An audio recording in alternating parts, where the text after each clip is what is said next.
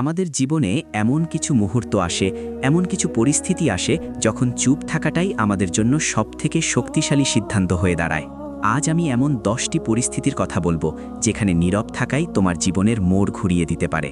এই কথাগুলো মন দিয়ে শোনো, কারণ এগুলো শুধু কথা নয়, এগুলো বাস্তব জীবনের সত্য। নাম্বার 1, যখন তোমার খুব বেশি রাগ আসে।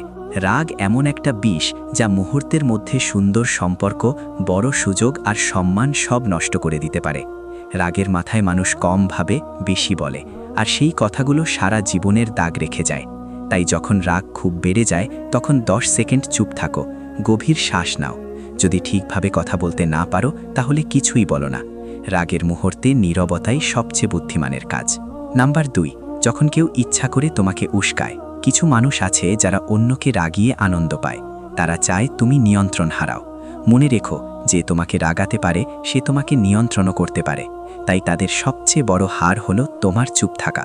মুচকি হেসে সরে যাও, নীরবতাই এখানে সবচেয়ে শক্ত উত্তর। নাম্বার 3, যখন তোমার সাফল্য নিজেই কথা বলতে পারে। প্রত্যেকটা ছোট জয় ঘোষণা করার দরকার নেই।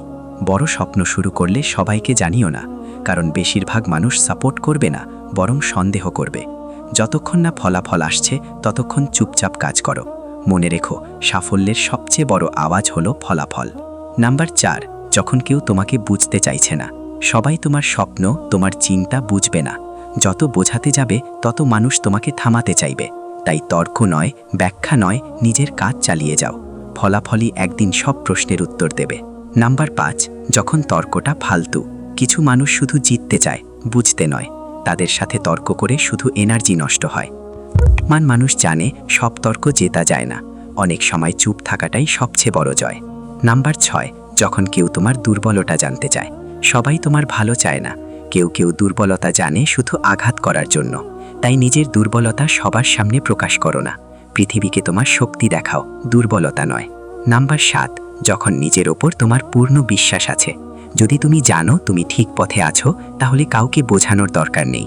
সাফাই দিতে গেলে মানুষ আরও প্রশ্ন তুলবে। চুপচাপ নিজের ওপর কাজ করো, একদিন তোমার কাজই সব বলে দেবে। নাম্বার 8, যখন তুমি বড় লক্ষ্যের জন্য কাজ করছো। বড় স্বপ্ন চুপচাপ লালন করতে হয়। সবাইকে বললে কেউ হাসবে, কেউ ভয় দেখাবে, কেউ ব্যর্থতার অপেক্ষায় থাকবে। তাই যতক্ষণ না স্বপ্ন বাস্তব হচ্ছে ততক্ষণ নীরবে কাজ করো। নাম্বার 9, যখন মানুষ তোমাকে নিয়ে নিন্দা করে। নিন্দা মানে তুমি এগোচ্ছ।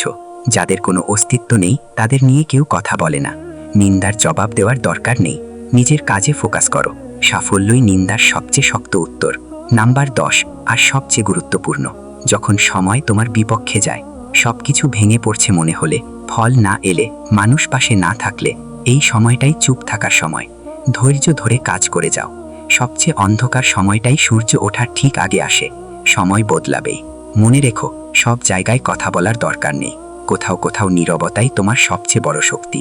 চুপ থাকো, নিজের উপর কাজ করো, আর সামনে এগিয়ে যাও। তোমার সময় আসবেই।